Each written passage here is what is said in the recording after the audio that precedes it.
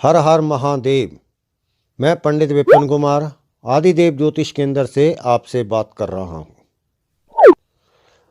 आज मैं आपको षटतिला एकादशी की कथा सुनाऊंगा।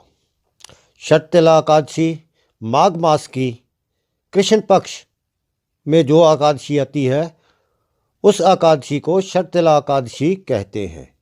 ये पाप का नाश करने वाली और पाप हारनी एकादशी है। अब मैं आपको षटतिला एकादशी की कथा सुनाता हूँ।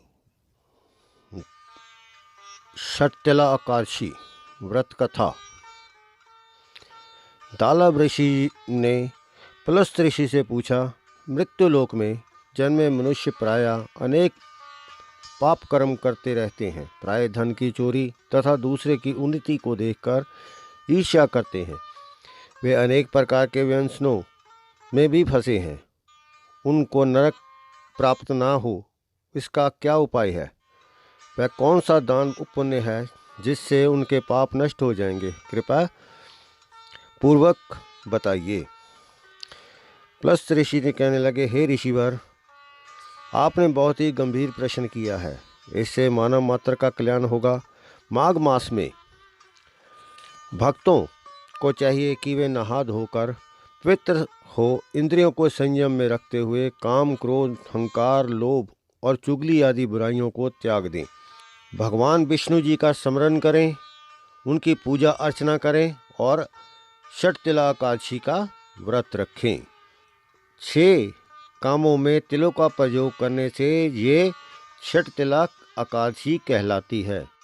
तिल का प्रयोग इस प्रकार है। तिल से स्नान करें, तिल का उपटन लगाएं, तिल से हवन करें, तिल मिला हुआ जल पिएं, तिल का दान करें और तिल को भोजन के काम में भी लाएं। पुलस्त ऋषि बोले, अब मैं षटतिला एकादशी की कथा कहता हूँ। एक समय ऐसा ही प्रश्न नारद जी ने भगवान विष्णु से किया था। भगवान ने षटतिला एकादशी का जो महत्व नारद जी से कहा था वह मैं अब तुमसे कहता हूँ, सुनो। प्राचीन काल में मृत्युलोक में एक ब्राह्मणी रहती थी। वह सदैव व्रत उपवास करती रहती। उसके शरीर अत्यंत दुर्बल हो गया। यद्यपि वह धर्म प्रवृत्ति वाली थी, तदपि उसने कभी देवताओं या ब्राह्मणों को नियमित अन्न या धन का दान नहीं दिया था। ये जानकर प्रभु के मन में विचार आया कि ब्राह्मणी ने व्रत आदि से अपना शरीर तो शुद्ध कर लिया है और इसे विष्णु लोक भी मिल जाएगा, परंतु इसके अन्न दान नहीं हुआ है। अन्न दान के बिना प्राणी की तृप्ति होना कठिन है, इसको तृप्ति नहीं मिल पाएगी।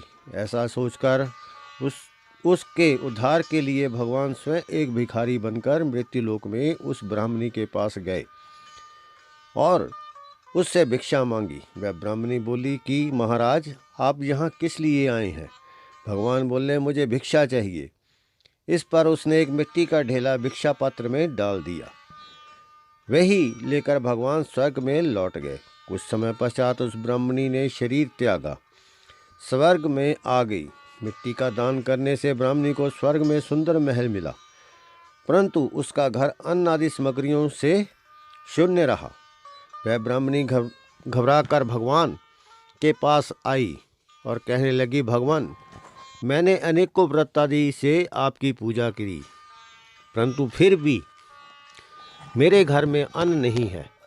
इसका क्या कारण है? भगवान ने कहा, तुम अपने घर जाओ, वहाँ देव स्त्रियाँ तुम्हें देखने के लिए आएंगी। तुम उनसे षटतिला एकादशी के पुण्य और विधि सुन लेना, तब आपके घर पे द्वार खोलना।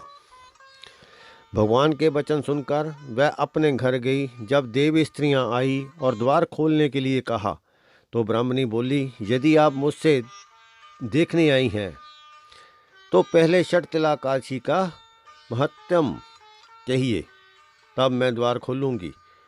उनमें से एक देव स्त्री बोली, सुनो, मैं कहती हूँ। इसने षटतिला एकादशी का महत्व सुनाया। इस प्रकार ब्राह्मणी ने षटतिला एकादशी का महत्व सुनकर तब उसने द्वार खोला। देवांगनाओं ने उसको देखा कि वह तो एक गंधर्वी और ना असुरी है वरना मनुष्य है। इसके बाद उस ब्राह्मणी ने देवताओं की स्त्रियों के कहने पर षटतिला एकादशी का व्रत किया।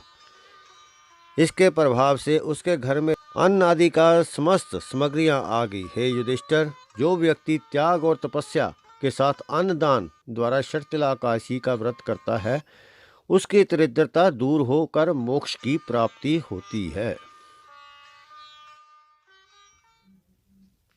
अगर आपको मेरा ये वीडियो अच्छा लगे, लाइक एंड शेयर करें, मेरे चैनल को सब्सक्राइब करें। हर हर महादेव।